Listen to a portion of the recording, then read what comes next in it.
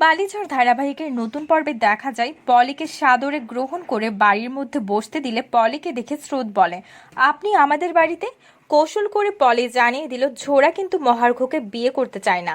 আপনাদের সাথে যে আচরণটা করেছে সেটা ওর মনের কথা ছিল না। স্রোত, তুমি রাগ করো না, আমি তোমার আর ঝোড়ার বিয়ের পাকা ব্যবস্থা করতে এসেছি। তুমি ঝোড়াকে ভুল বুঝবে না। ঝোড়া আর মহার্ঘের বিয়ের বিষয়টি গতকালের আগে কেউ জানতো না, আমিও নই। ঝোড়া ওই বিয়েটা করবে না। এদিকে মহার্ঘ আর ঝোড়ার মধ্যে বিতর্ক চলছে। ঝোড়া জানতে চায় কেন মহার্ঘ বাপিকে বলছে না সে ঝোড়াকে বিয়ে করতে চায় না। তুমি বলবে না কারণ তুমি লোভী। মহার্ঘ বলে, আমাকে বাজে কিছু বলার আগে আমার সম্পর্কে সবকিছু জানা তোমার উচিত ছিল। আমি তোমাকে বলছি, আমি তোমাকে স্রোতের কাছে পৌঁছে দিব। আমি তোমার বাবা মাকে খুব ভালোবাসি বলে সরাসরি তাদের কষ্ট দিতে চাই না বলেই না বলতে পারিনি ঠিকই, কিন্তু আমি তোমাকে বিয়ে করলেও তোমাকে সেই সুযোগে স্রোতের হাতে তুলে দেব।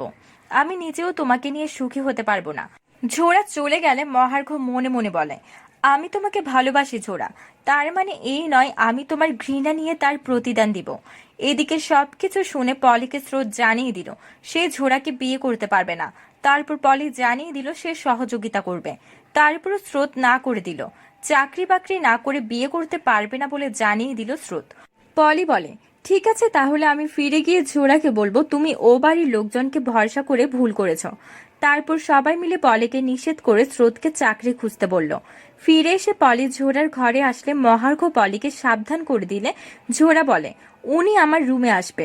কথাটা শুনে মহার্ঘ বলে, আমি যদি বুঝতে পারি তুমি কারো ফাঁদে পা দিয়েছ সেদিন তুমি আমার আসল রূপটা দেখতে পারবে ঝোড়া। তাহলে কি মহার্ঘ ঝোড়াকে সত্যি সত্যি পেতে চায়? বন্ধুরা, তোমাদের কি মনে হয়? এক্ষুনি একটা লাইক দিয়ে এবং কমেন্ট করে জানিয়ে দাও তোমাদের মতামত। ধন্যবাদ।